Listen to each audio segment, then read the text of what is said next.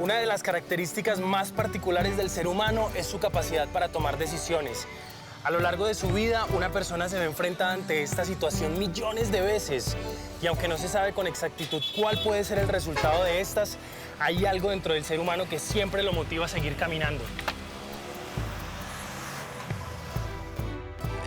El instinto animal que poseemos es lo que nos hace mover, porque, por ejemplo, cuando digamos, un rebaño, se acaban los pastos en determinado sitio, ellos no piden papeles para pasar, por ejemplo, de España a Francia o de Francia a Alemania. Ellos simplemente van a donde hay comida, donde hay agua.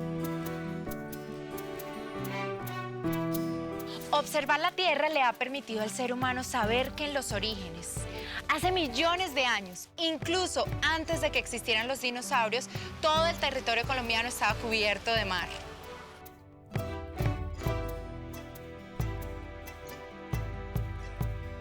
A cada paso que da, el ser humano aprende del recorrido de sus antepasados. Y es así como se construye eso que llamamos historia, aunque muchas veces esta sea contada por los héroes. Desde la parte de México se desplazaron por el centro y llegaron al territorio de Colombia por la región del Chocó. Se desplazaron algunos por la parte del río Atrato y otros van a tomar la parte del río Magdalena y el río Cauca, de manera que quienes toman esa vertiente del Cauca son esos grupos quimbayas que son los que van a ocupar esta zona. Los quimbayas fueron una cultura que se desarrolla en lo que era el Cauca Medio. El territorio del Quindío hace parte precisamente de esa región. Hubo básicamente dos quimbayas, por decirlo así. Están los quimbayas precolombinos, que son los creadores de la colección Quimbaya, del tesoro Quimbaya. Se sabe, como les digo, poco de ellos. Y después vienen los quimbayas postcolombinos o tardíos, que son los que Sebastián de Belalcázar y demás colonizadores iban a tener enfrentamientos con ellos en el siglo XVI y que los iban a llevar prácticamente a su total exterminio en cuestión de 20 años. Esto fue una masacre, digamos, continuada por parte de la corona española y sus colonizadores. Las historias se escriben muchas veces con rumores. Basta con una sola persona que asegure haber sido testigo para que esa huella quede en la historia. Con el tiempo esos rumores se convierten en historias fascinantes que se van a futuras generaciones. Digamos que un punto de referencia importante para conocer exactamente las distintas ocupaciones del territorio son todos los trabajos arqueológicos. Desafortunadamente, en el caso del eje cafetero y Quindío en general, el problema de la huaquería determinó una imposibilidad de dejar mapas con toda una cantidad de elementos que son muy importantes para determinar exactamente el grado de desarrollo que pudieran tener esas comunidades originarias que ocuparon estas zonas, que se supone venían avanzando desde la parte del Cauca hasta llegar a esta zona. Felipe, ¿por qué era tan importante el oro para esta cultura? Luisa, esa pregunta te la voy a responder en términos muy espirituales. Para ellos el oro era la representación del sol. El sol era el que bañaba sus cosechas y les permitía a ellos obtener los frutos, los alimentos con los que iban a asegurar, obviamente, que la comunidad tuviera un buen vivir. Adicional a eso, representaba el maíz. Recordemos que el maíz es una de las plantas sagradas más importantes para las culturas amerindias. Y adicional, el jaguar, uno de los animales felinos más grandes que tenemos en América. En ese orden de ideas, para ellos, la importancia del oro no era económica, era espiritual. Con el paso del tiempo empezaron a llegar los primeros grupos de seres humanos. Estos recorrieron la selva respetuosos por el regalo de los alimentos y la vida que ella les brindaba. Al mirar el cielo, observaron que las estrellas les decían cuáles eran los ciclos de vida y de muerte. las estaciones y el tiempo. Hasta que un buen día, uno de esos hombres, uno de tantos, pero un hombre berraco, decidió abrirse camino por la cordillera central y allí decidió formar familia, criar ganado y cultivar la tierra con berraquera. Sí, señor. Oiga, está bonita esta. Nosotros somos la provincia del Quindío del Estado Soberano del Cauca. Entonces se supone aquí, toda esta zona fue de la entrada, podríamos decirla, fue por Salento. Salento nos sirvió de punto de ingreso a los caucanos que venían para acá. Un segundo poblamiento es el poblamiento paisa, que el poblamiento paisa es como de 2 o 3 generaciones que la más vieja fue la que llegó a ocupar el espacio donde estaban los caucanos. Pues es que los caminos son los espacios donde se construyen las culturas, ¿no es cierto? Por ejemplo, el camino de la sal que pasó por aquí era el camino donde se daba el encuentro de los que tenían salados. Entonces venían desde Búrila, en Bugalagrande, por toda esa, se venían, llegaban a Chagualá, en Calarcá. De Chagualá pasaban aquí a todo el frente, que es Coinzá, y de Coinzá pasaban a Consotá. El camino era para encontrarse, para encontrar las culturas. El camino no era una vía, no, era un sitio de encuentro.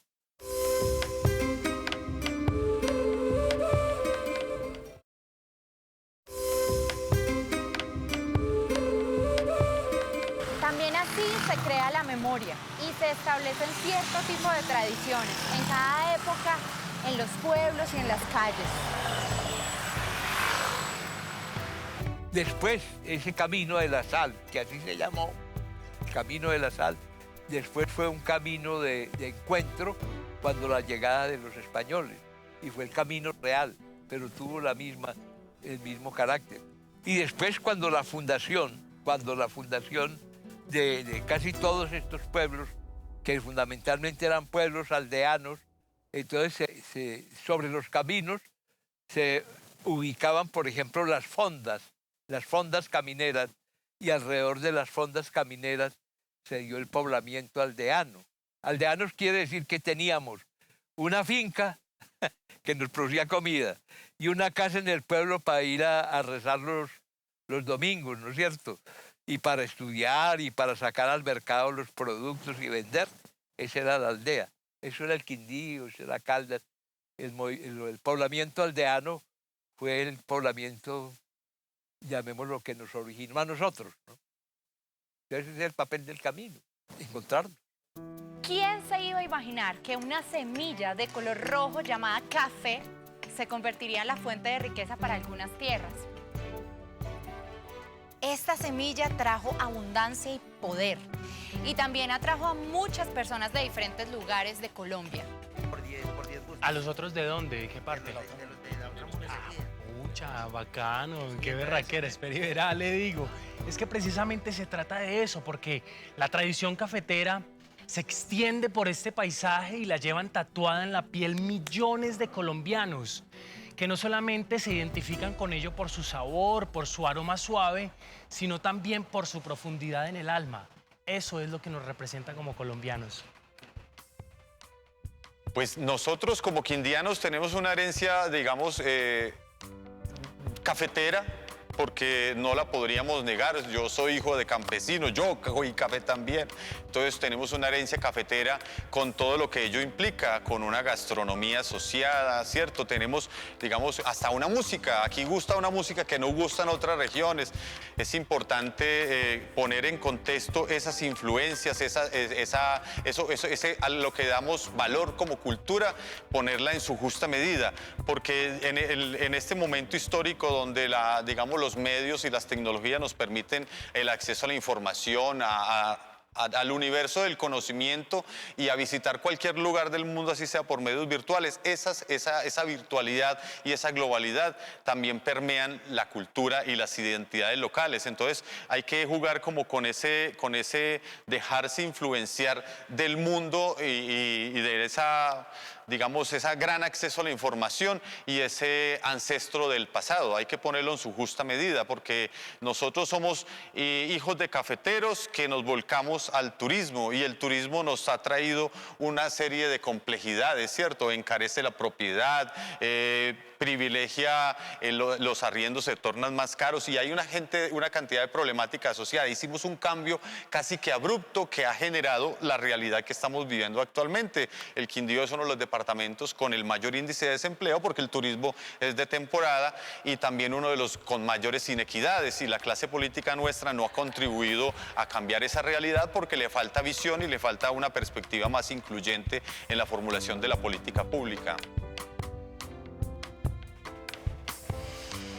Aunque muchas veces la historia termina custodiada por museos, escrita en libros o se transforma en un simple regalo para llevar a otro país, lo cierto es que la historia, siempre se renueva, se transforma y cambia para que los caminos humanos continúen su camino. Digamos que la migración no es un fenómeno nuevo, pues somos conscientes de que el mundo se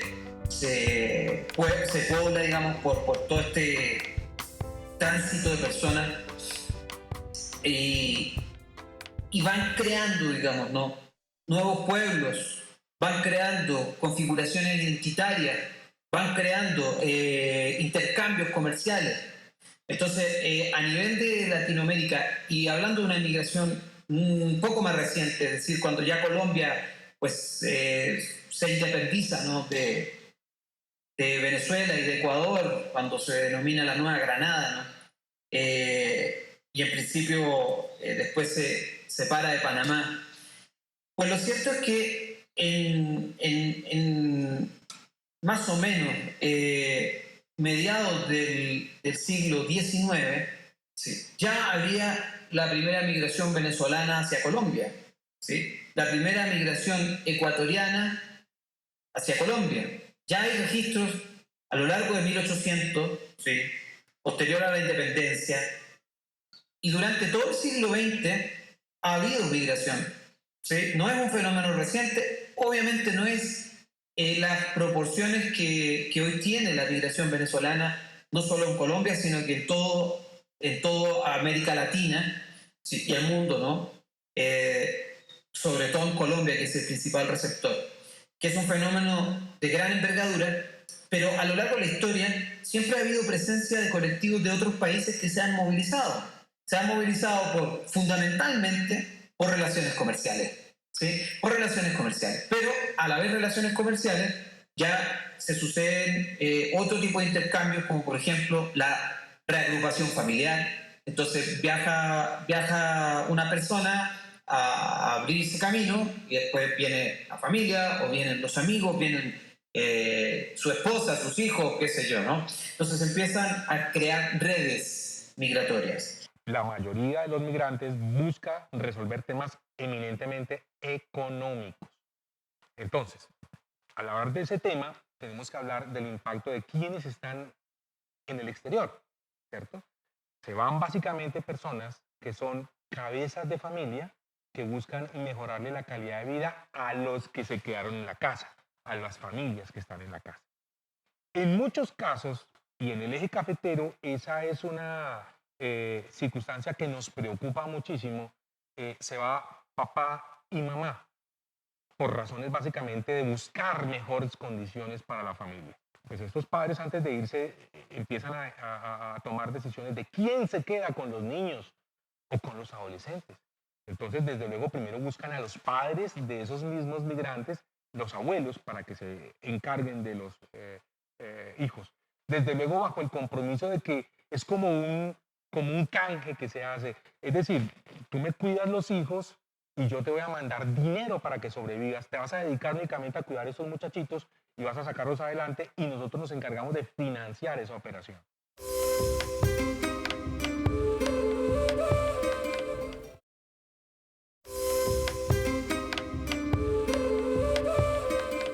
hay que entender que Colombia es un país migrante, ¿no? O sea, es un país migrante antes de inmigrante. Sabemos digamos que ha llegado mucha población venezolana, pero Colombia también ha movido mucha gente. No es uno de los países con mayor desplazamiento interno forzado, sino que es el número 1 en el mundo, con cerca de 8 millones de personas, según el último informe de desplazamiento forzado del ACNUR del 2019. Está en el número 1, supera a Siria. En segundo lugar, pues Colombia tiene aproximadamente unos 500.000 refugiados reconocidos fuera del país. ¿Quiénes son esos refugiados? Como decíamos, personas que han salido en condición de persecución por situaciones de violencia, fruto del conflicto, pero por el mundo están repartidos se dice que son cerca de 8 millones de personas, ¿no? Estadísticamente están contabilizados unos 5 millones.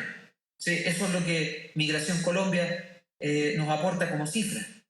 Pues entonces, en ese escenario, si estamos sumando que son 8 millones de colombianos desplazados internamente y aproximadamente unos 8 millones de colombianos por fuera, son 16 millones de personas que se han tenido que mover, ya sea por la fuerza o por migración económica, ¿no? Pero pues, por eso decía que Colombia es un país de migrantes, ¿no? Yo estoy actualmente en la unidad de refugiados, es una unidad pues bastante grande. Y nosotros trabajamos, el objetivo principal de la unidad es que las personas sean autónomas, ¿no?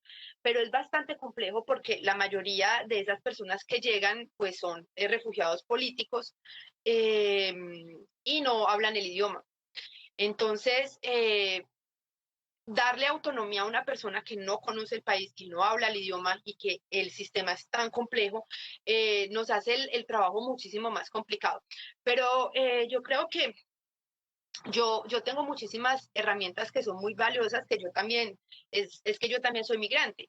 Y como migrante en mi recorrido, también he encontrado muchísimas dificultades y he sabido cómo llevarlas y cómo llevarlas exitosamente, ¿no? Entonces eso me ha permitido de poder dar esas herramientas a este tipo de población y ha sido, o sea, el intercambio es perfecto. Aunque uno encuentra, por ejemplo, pues yo trabajo con muchas personas que vienen de Siria, de Palestina, de Eritrea, de Congo, bueno, de cualquier tipo de país que su cultura es extremadamente diferente, pero nos encontramos en el mismo punto de la migración. Entonces es ahí donde podemos empezar a trabajar. Los sueños, las ideas y las metas ayudan a construir unos sueños y a trabajar para cumplirlos. La esperanza le recuerda al migrante que todos los seres son ciudadanos del mundo y que en este mundo sin fronteras... Los sueños se convierten en una realidad en movimiento.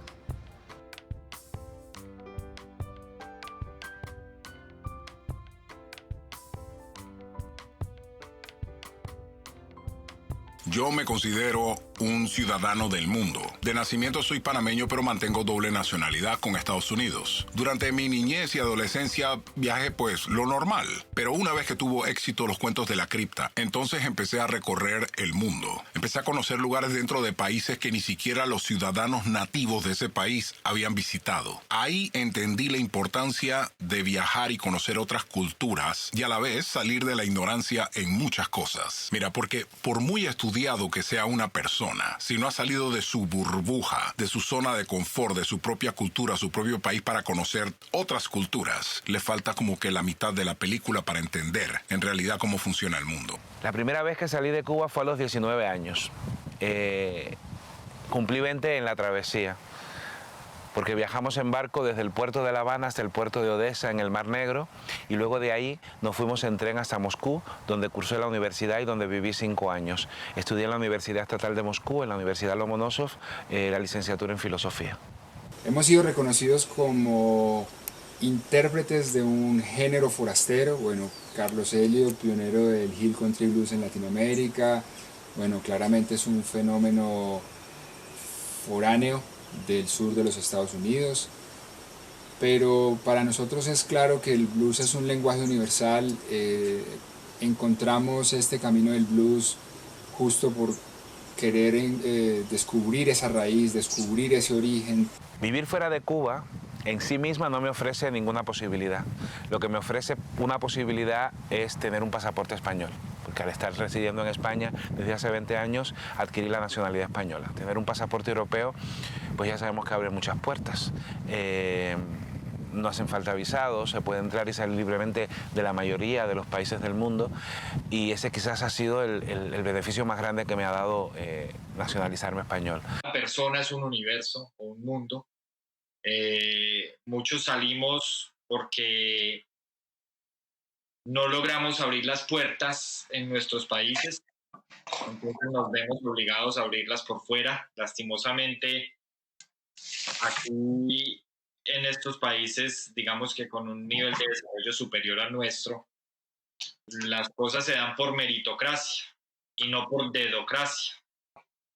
Yo podría decir que en Irlanda en 6 meses he logrado abrir las puertas que Colombia me cerró en 10 años, habiéndome formado en Colombia. Nosotros, siendo de este territorio, de estas montañas cafeteras, de montañas de los Andes colombianos, encontramos una respuesta a ese sentir, a esa fascinación por esta expresión, que no es otra cosa más que la conexión con la tierra, la conexión con el ancestro indígena y con unos lenguajes poderosísimos que vienen a encontrarse en un mismo punto y a convertirse en un lenguaje universal. Y podemos decir que nosotros aquí, siendo acá de la cuenca del Otún, de las riberas del río Otún, conectamos de la misma manera con ese fenómeno cultural a orillas de las riberas del río Mississippi. Recomiendo a todas las personas del mundo vivir una temporada en cualquier país. Y si es uno de esos países del que conocen poco o del que tienen una idea demasiado mitificada o demasiado errónea, que vayan a conocer ese país. No hay mejor manera de superar el racismo, como se dice muchas veces, que viajando y conociendo otras culturas, conociendo otros pueblos, conociendo otras gentes. Los cuentos para niños migran. Debería ser una afirmación, todos los cuentos migran. De hecho, las estructuras de los cuentos tradicionales han ido yendo y viniendo a lo largo de la historia, han venido de diferentes lugares del mundo para converger en otros y hacerse patrimonio de la gente. Es decir, los cuentos necesitan migrar porque los cuentos corresponden a la esencia más auténtica del ser humano, que es la libertad.